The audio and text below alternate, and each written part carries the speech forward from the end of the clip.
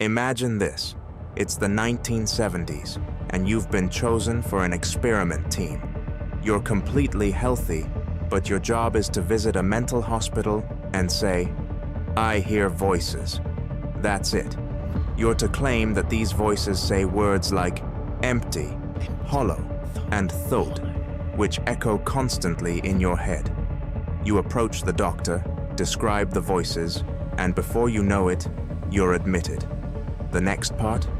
Inside, you must act completely normal, and eventually, tell the doctor you feel fine and want to leave. But it doesn't go as planned. Even when you insist you're better, the doctors don't believe you. Days stretch into weeks, and your release remains out of reach.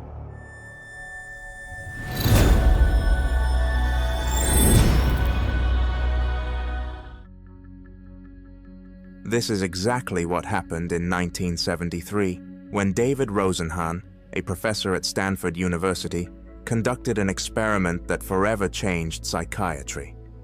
Rosenhan wanted to test whether mental health diagnoses were accurate or just labels. He believed the way doctors diagnosed patients was too subjective, based more on assumptions than actual observation. To prove his point, he designed an experiment that raised unsettling questions about the reliability of psychiatric assessments. Rosenhan's experiment team included 8 people from diverse professions: psychologists, a psychiatrist, a student, a teacher, a housewife, and a painter. None of them were actors, and all were healthy. Their task? Report hearing voices, but otherwise behave as they normally would. They weren't to exhibit any strange behaviors, just act as themselves once admitted. Each of them went to a different hospital in the US, following the same instructions. One by one, they were all admitted, diagnosed with schizophrenia or other mental illnesses. Inside, they continued to behave as they would in daily life, hoping to be released. But even normal actions, like taking notes or chatting with other patients, were viewed as symptoms. Nurses would see participants writing notes and label this paranoid behavior. Sometimes, even small talk or pacing the hallways was noted as signs of illness.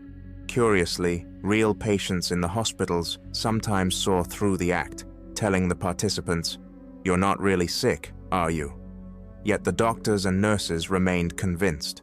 The pseudo-patients had to stay in these hospitals for days and even weeks. The shortest stay was 7 days, while the longest stretched to a grueling 52 days.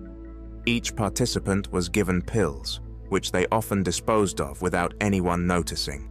By the end of the study, they had been given over 2,000 pills, which they pretended to take. After these participants were finally released, Rosenhan published his findings in an article called On Being Sane in Insane Places. The results were shocking, showing that hospitals struggled to differentiate between those who were truly ill and those who only seemed to be.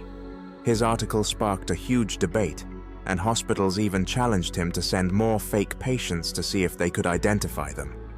Rosenhan accepted the challenge, but didn't actually send anyone.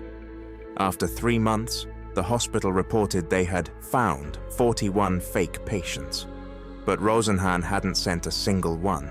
This further exposed the flaws in psychiatric diagnoses. Following the experiment, Rosenhan's work led to changes in the American Psychiatric Association's guidelines, aiming to make diagnoses more consistent and evidence-based. Rosenhan's study became a legacy in psychiatry, a wake-up call that diagnoses should never be taken lightly.